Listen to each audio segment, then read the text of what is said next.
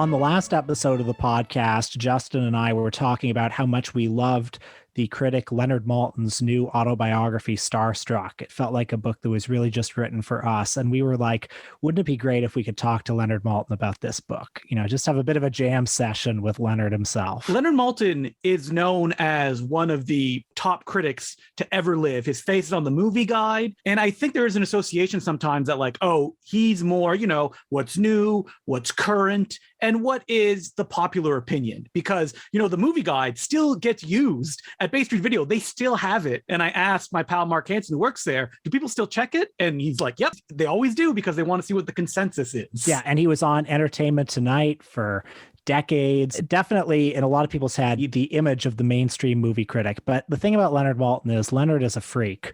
Leonard was editing his own zine, Film Fan Monthly, when he was, 15 years old. He was writing to old Hollywood stars when he was just a teenager. He's the world authority on Our Gang / The Little Rascals. Nobody loves old Hollywood movies more than this man. And even like in the 2000s, he started a new movie zine called Movie Crazy. And when you look at the articles that are published in it, I have a book here that has some of them. They are the like deepest cuts, a whole chapter on a mascot musical called Young and Beautiful, with lines like, any movie that features a close-up of Franklin Pangborn in its first scene can't all be bad.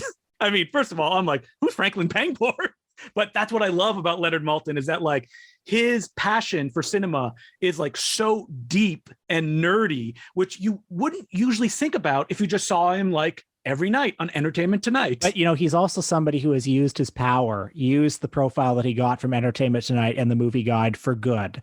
He's channeled it into so many endeavors, like the Walt Disney Classics DVD sets, where he would provide these wonderful curation and contextualizing information for all those Disney obscurities, various TV specials on subjects ranging from classic Hollywood cartoons to the Three Stooges. I bet we wouldn't have many of those Disney cartoons if it wasn't for Leonard Maltin's work, especially like all those World War II cartoons. Now they'd never be released or just be available in really crummy, doopy prints. Yeah, for decades, Der Fuhrer's face just lingered in the Disney vault until Leonard Maltin cracked the code of how to put this back on the marketplace.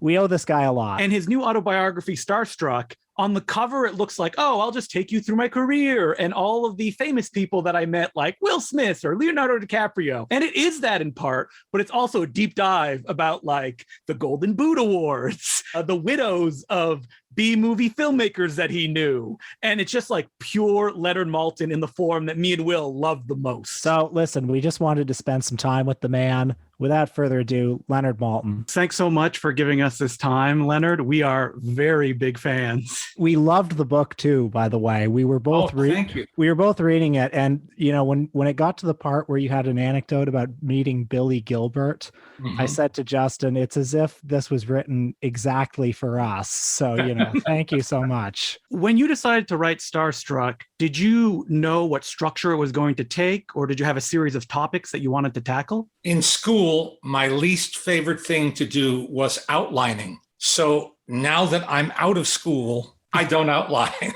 From the beginning, it seems like it will be a chronological journey through your career. And then a few chapters in, you're like, I just want to write about the stuff that I want to write about. You read my mind. Did you have a challenge putting it together, like figuring out what topics you wanted to tackle, or did it just pop right into your head? Pretty much it popped into my head. Every now and then I would take a breath, review what I'd written so far, and then realize that I hadn't included this person or that person or that experience, and say, well, that might go well right here. Well, you know, we grew up with your Movie Guide, of course, but I think we gained an even greater appreciation for your work through a lot of the work you did as a film historian, like the book that Justin just showed about comedy teams, the Short Subjects book, of course. Do you think of yourself primarily as a critic or a historian? Well, it's film history that first got me hooked on all of this, and it's still my first love. I've been very fortunate to make a living, and mostly that's been, under the guise of film critic. Saying you want to make a living as a film historian is like saying you want to manufacture buggy whips. not a growth area of the economy. And so when you were putting Starstruck together, were there any topics that you or perhaps an editor considered, oh no, that's too obscure, Leonard, you can't include that? I am blessed having an editor publisher who may be small in the scheme of things as against Simon and Schuster or one of the giant publishers, but who is like-minded and also a diehard movie buff. And I had free reign. Yeah. When I picked up the book, I went to the index and I thought, I wonder if there's anything about Jerry Lewis in here. And of course, there's a whole chapter. And then he shows up again in the Sammy Davis Jr. chapter. Yep. Something that comes across in the book, I think, is you're always hustling. You're always looking for the next gig, which is interesting to read because you're probably one of like 3 critics who everyone knows. Did you ever get to a point where you felt comfortable that you'd made it? Well, I felt that I arrived somewhat when I was hired by Entertainment Tonight and got for the first time in my life a weekly paycheck. and they were paying me for doing something I probably would have paid them to let me do. And in the bargain, became better known because of all that exposure on a hit TV show. That was just a fluke that I could never plan and you could never account for in any rational way. It's kind of an oxymoronic thing, isn't it? The idea of a film critic celebrity. I mean, it's sort of you and Roger Ebert are the two who did it. I mean, what did it feel? I have to assume that all of a sudden you started getting recognized. And what did that feel like? It was mostly nice. I mean, I'm not Brad Pitt. People weren't, storming me for selfies. When I started, they didn't have selfies, or a lock of my hair or an article of my clothing. Mostly people would say hi, more often friendly than not, I have to say. So no Jerry Lewis and King of Comedy style moments with people on the street? No, not none. I wouldn't say none. Mostly it's been positive, or people, will say something they think is kind of witty or original, like seen any good movies lately. Oh, sure. But if that's the worst that happens to you, you don't have any cause to complain. And when you became a regular critic for Entertainment Tonight, did you feel that opened doors that you didn't have access to before to kind of go after projects that you always wanted to do, but now that, you were a little bit better well known, you had access to them? It opened the door for me to interview so many, many, many people. Some of that was, most of that was their doing, but some of it was mine. I knew the difference. I had tried making those calls or writing those letters before when no one knew who I was. And I had amazing success, actually. But when you call and you say, hi, I'm calling from Entertainment Tonight, people paid attention. Well, I get the sense from the book that one of the chief appeals to you was that you were able to sort of sneak all this film buff stuff onto what was a very mainstream TV show, like the whole chapter on the Golden Boot Awards, for instance. Was there something that you were particularly proud of that you felt you were kind of getting away with getting on ET? Lupino Lane. Lupino Lane, for those who don't know, was a big star in England and hailed from a family with show business in its blood for generations. His niece was Ida Lupino, and who kept that family name alive. And Lupino Lane came here to Hollywood in the 1920s and made some wonderful silent comedies. I wanted to really do a piece on him, and his signature show called Me and My Girl had been revived in London to great success, and they brought it here to the States and opened on Broadway with Jim Dale in the leading role. And I read somewhere that Jim Dale was a fan of Lupino Lane. And I thought, well, if the star of a Broadway hit is going to be my wedge to get the door open, I'm going to follow it. So in fact, I called our New York office at ET and asked them to call the press agents for the show. And they arranged a backstage interview with Jim Dale, who not only couldn't have been nicer, but had a Lupino Lane doll in his dressing room. That was my entree to do this piece. And then I licensed footage from the Lubitsch musical, The Love Parade, with Maurice Chevalier, which has him in one of his best showcases. And when my bosses, there were 2 bosses who shared executive producer credit at that time, who didn't know anything about this era or anything, they came in to watch the piece in the editing bay and said, we want more of that stuff, more of that footage, Lapino Lane. You can even cut Jim Dale. It's like, no, I mean, that's not fair. That we took up his time, set up this interview, promised them a plug for their show. And they said, well, grudgingly, they said, okay.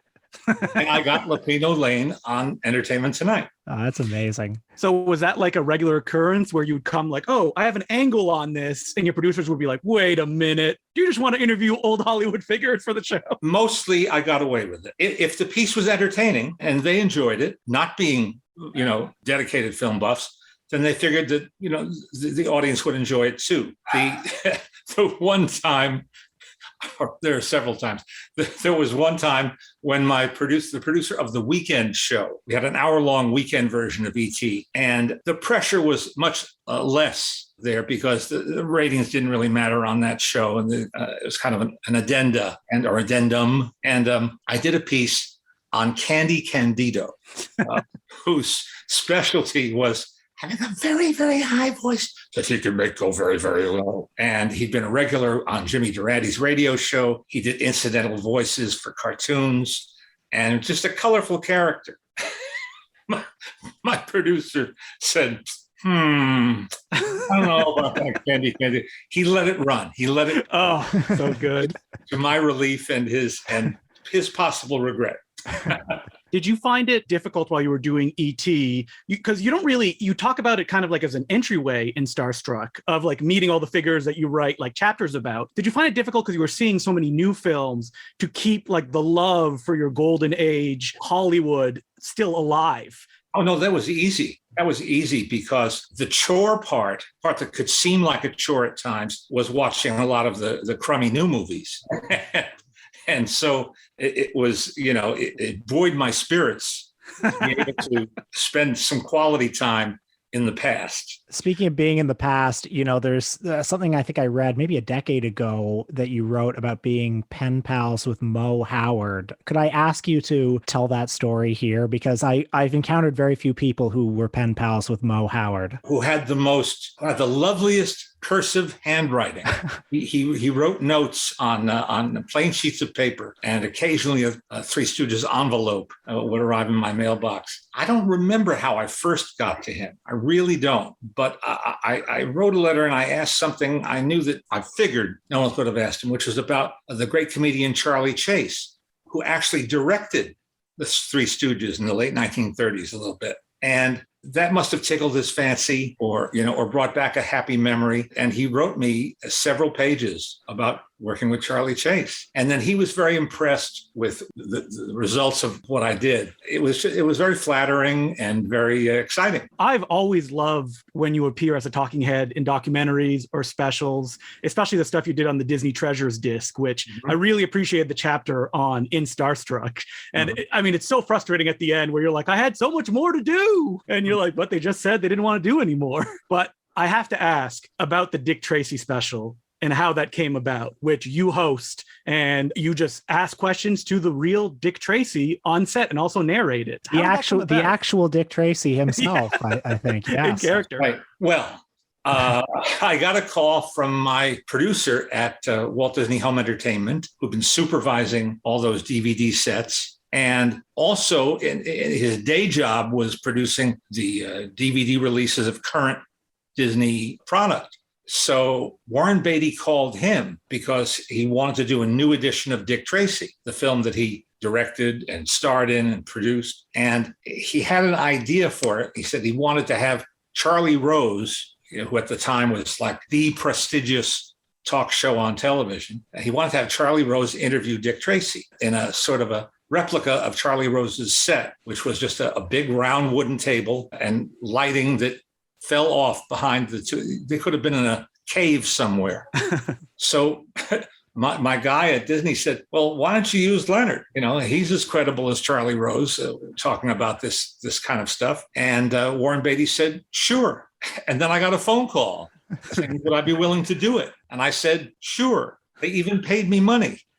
and the last thing Warren said to me, the last thing Mr. Beatty said to me the day before we were going to shoot was watch out for the yellow coat. It really makes a statement, he said, and he wasn't wrong. When he swept onto the stage wearing that, everything is iconic now. Mm-hmm. Instantly recognizable top coat. It's hard to be blasé. And I'm sure in his style, he probably did hundreds of takes with you and him. There is a possibility that on a soundstage in Glendale, he is still shooting the show. In the credits, it says that Emmanuel Lubezki shot that. I mean, he shot your segments too. Indeed. Well, not a lot of people have acted with Warren Beatty this century, so it's an incredible artifact. And been shot by Chibo, the world-renowned cinematographer. You've started and you're hosting with your daughter Jessie the Maltin on Movies podcast. Have you found that a new audience has formed, that you've heard from people that weren't familiar with your work before and have just started listening to the podcast? Yes, to some degree. We've gone to Comic-Con, which has been a non-starter during COVID, but up till 2 years ago, we went every year to Comic-Con, mostly to just say hello. I've been frankly amazed by the number of younger people who are familiar with me. Jesse came up with a great idea for a panel called You're Wrong, Leonard Maltin, where we would give people an outlet to call me out on reviews they strongly or violently disagreed with. And fortunately, the very first guy at the mic set the tone for the rest of the panel. He didn't take it that seriously. He had a genuine beef with me about, I think, one of the Batman movies, but he did it with a smile on his face. And so we didn't have any cursing or name calling or anything like that. It was just fun. And we did it again the next year and got an even bigger turnout. So I hope someday to resume. And over the years, have you ever used the excuse when people come up to you saying oh, you gave this a bad review in the movie guide, that you're like, well, I didn't write that one? Or do you just smile and nod when it happens? In the olden days, I did pass the buck from time to time on certain titles. Mm-hmm. And but heck, my name's on the cover. And though I am not the author of every review in the book, because nobody could have seen 16,000 movies and live to tell about it, or if they do, they're dribbling or drooling. So I have ducked every now and then. Is Taxi Driver the one you get the most flack for? I think overall, yes, although Blade Runner is a close second. So, on a completely different note, we're both, I know from your book that you're a Wheeler and Woolsey fan. Who isn't? I know. My wife. Yes. I remember you on a podcast saying that you showed one of the movies and your wife said something like, never show that again. I actually have a story along those lines. During the holidays last year, I put on Diplomaniacs, and I said to my girlfriend, it's been a while since I've seen this. I think there might be some racism in it. It turns out there was a lot. Wise guy. Do you have any favorites in the Wheeler and Woolsey catalog? Well, that's right up there. Yeah. But I like that a lot, and I like Hips Hips Hooray. The same ones everyone else likes a lot. Speaking of getting, new people into older films, what strategies do you utilize when you teach your classes? Do you go for the big obvious ones? Do you go in with the deep cuts? What are the strategies you've developed over the years? Well, the class that I've been teaching for 22 years at USC here in Los Angeles is an unusual class. It doesn't have a real curriculum. It's a weekly screening, essentially. Mm-hmm. Of a new movie. By new, I mean about to open, maybe the next day. And we have either the writer, the director, the producer, cinematographer, composer, costume designer, production designer, sometimes an actor or two. And if we have more than one guest from the film, that makes it even more interesting to hear about the collaboration. So that's the mandate that I had. And it's not a film history class. But after teaching it for a couple of years, I was feeling settled in. And, this is a famous class that started in the 60s. George Lucas took this class. Alfred Hitchcock came to this class. This is all before I got there. Although I did have Alfred Hitchcock's granddaughter. Oh, nice. As a student. So the way I felt I could proceed was by showing a vintage short. I could open the class with an old cartoon or an old short subject and kind of expose them to a little bit of film history and do a little précis introduction. Mm-hmm. And so that's what I've done ever since.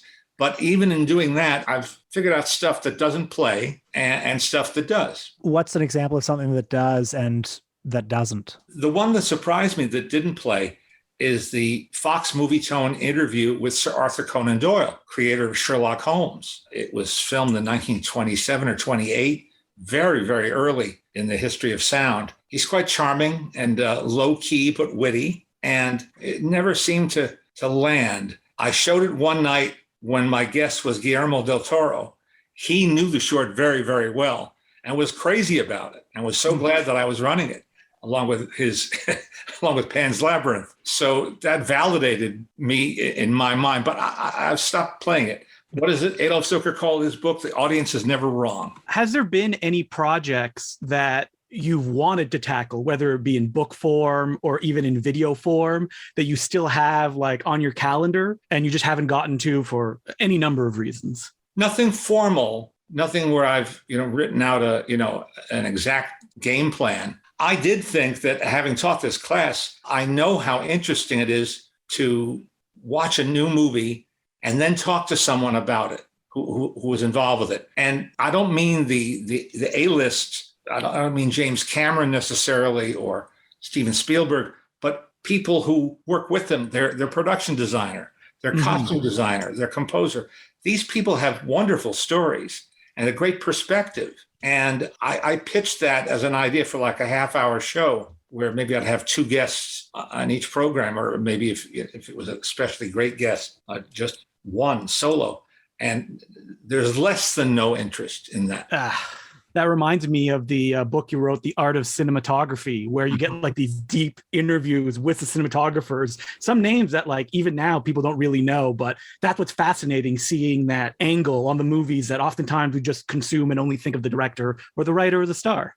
Yep. In fact, some of the best guests I've had have come from what they call below the line. I promise we won't keep you forever, but I do want to ask about a book that was just reissued, which you kind of grandfathered into being, which is that wonderful book, B Movies by Don Miller. I love the book. It's a wonderful godsend. Could you just talk a little bit about what it is and how it came to be? Well, the man who gave me my first job in publishing, which was doing the first edition of the movie guide, moved from Signet Books, where he was at the time, to a smallish company called Popular Library. And they had an even smaller subdivision called Curtis Books. And he said, I want you to give me a line of film books, original film books, but I can't put you under contract. I don't have the money for that. You'll have to become a book packager, in essence. You go out, find somebody who's willing to write the book for X dollars. You take your X dollars off the top, pay them, and we have nothing to do with the author. You have all communication with that. I pitched ideas that I was interested in,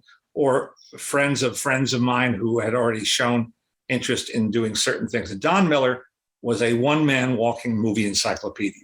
People say that about me sometimes. People say that about others who are very, very knowledgeable. Don Miller beat them all. He passed away many, many years ago, but not before I got him to write two manuscripts, one called B Movies and one called Hollywood Corral, about B Westerns. Oh, that one's so hard to get a hold of. I'm like, I want this one on Poverty Row Westerns. He had a photographic memory of everything he'd ever seen since the 1930s, and he'd seen a lot. So that's how the B Movies book came about. I was its, I don't know what to call them, its midwife, perhaps. It's a wonderful book because it weaves this tapestry. You get a sense of a whole ecosystem of B movie production, from sort of the major studio B unit to Monogram and PRC and places like that. And I mean, most people today don't understand what a B movie traditionally was. Like, you read the book and there are so few classics in there. Well, yes, I mean, because he went by the strict definition, which in those days meant the second feature on a double bill, which were commonplace in movie theaters all over. Well, I don't know about all over the world, for sure here in the US and Canada. There was the A movie, and then there was the B movie. And the A movie is the one that you likely paid the money to see, unless you were one of those people, and that probably includes the three of us, unless you're one of those people who went deliberately to see Mr. Moto Takes a Chance or something like that. We're like, it's not a chaser. No, this is, we came for this one. Yeah. We don't want to take up any more of your time. Thank you so much for doing this. And me and Will, I think we both want to let you know as well that we are big fans of Bela Lugosi Meets a Brooklyn Gorilla. Well, then you're right, guys, as far as I'm concerned. I wish, I dreamed that I could have gone to see that screening that you Oh. held in LA. I assume it was a crowd pleaser, right? Yes, it was. It was. It was the last film in our little homegrown film festival called Maltin Fest. And we may not have had the biggest turnout in Hollywood that night, but we had the most enthusiastic, I'm sure. Anytime any of the people that I know went to that screening, like Drew Friedman, show up on your podcast, I cannot get to it fast enough, being like, oh, just Leonard and Drew, just throwing names that I'm like writing down, being like, I need to do more research into these people.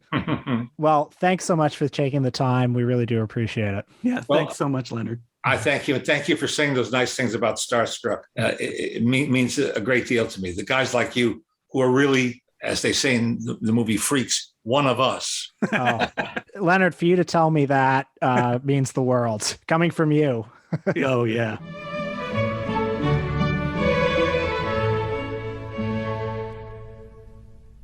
All right. Take care, sir. Now comes the awkward goodbye. Yeah, as we go and like look for a stop video and leave.